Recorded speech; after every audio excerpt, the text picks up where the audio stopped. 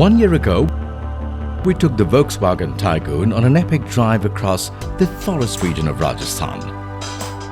And since then, it has gone on to win our SUV of the Year award and has scored full marks in the updated global NCAP crash tests. Thus, it was the obvious choice for our 24th anniversary special drive. This time around, we had the Taigun 1-litre TSI top line with us. It makes 115 bhp and 178 Nm of torque, mated to a sleek 6-speed manual transmission. It has an ARAI certified fuel economy of 20.08 km per litre and does 0 to 100 km per hour in 10.50 seconds, and it weighs just 1,255 kg too. It all makes it a perfect recipe for some fun driving experience.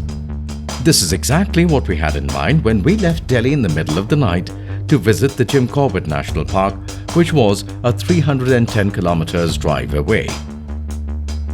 On one hand, we found almost the entire 190 km stretch of the Delhi-Moradabad highway empty. But the moment we diverted on the country lanes, we met with some serious fog. The 10-inch infotainment screen offered much-needed clarity and responsiveness during the next 70-odd kilometers of extremely careful driving. At one point, we decided to park for a few minutes and just admire our Taigun silhouette under a thick layer of fog. It is indeed a handsome SUV. Shortly after, as the first morning light came through the thickening forest line, we crossed Ramnagar and the mountain roads had begun. At one point, a small stream had breached the road and washed it away. But for our Taigun, it was an easy pass. We then stopped over a cup of tea and some noodles to set in the mood for what lay ahead. We had now entered the Jim Corbett region, and the roads had become exponentially better. The next 40 kilometers were tailor-made in a petrolhead's heaven. Beautiful roads swept through the dense forest as they climbed and dropped through countless turns and hairpin bends. It was a dance that few cars in the country could have performed well, let alone one in the SUV segment. The Taigun, though, performed exceptionally. We knew every bit of what the tires were doing on the road. The steering was precise, the clutch light, and the gear throws on point every single time. The seats perfectly suit the Taigun's chassis. They hold you well even while throwing it around corners. It never lost its composure and just got on with it, seeking where the next corner was.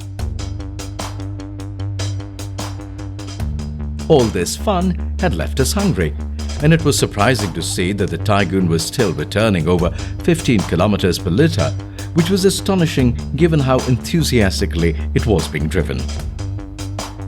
After having our lunch, the chirpy waiter asked us to focus on a faraway spot, and out there was a huge crocodile. Of all the things we had expected to see, a crocodile this high up in the mountains was certainly not one of them. It was then time to head towards our hotel.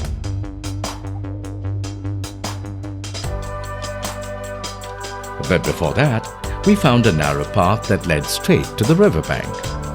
As the Taigun effortlessly drove over the cobbled bank and onto the edge of the water, it was time to ponder over the drive.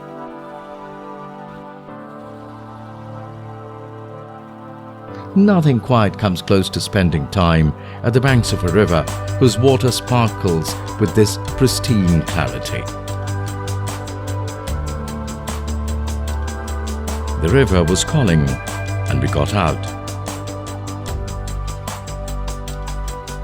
Washed our faces, and it was a perfect end to a perfect drive. We looked back at the Taigun and knew why it was the obvious choice.